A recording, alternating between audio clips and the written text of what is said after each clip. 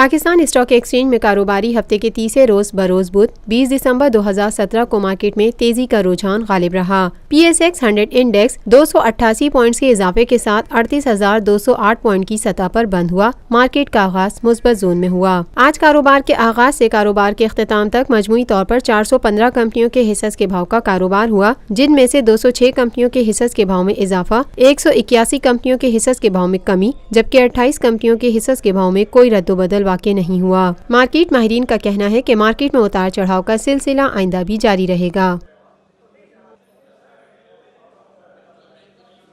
پاکستان میں پہلی مرتبہ حالات حاضرہ کے مختصر مگر جامع پروگرامز، خبروں، تبصروں کے علاوہ دیگر سماجی، تجارتی، ثقافتی، تفریحی، معلوماتی، مذہبی، تعلیمی، صحت اور بچوں کے پروگرامز صرف TNN TV پر۔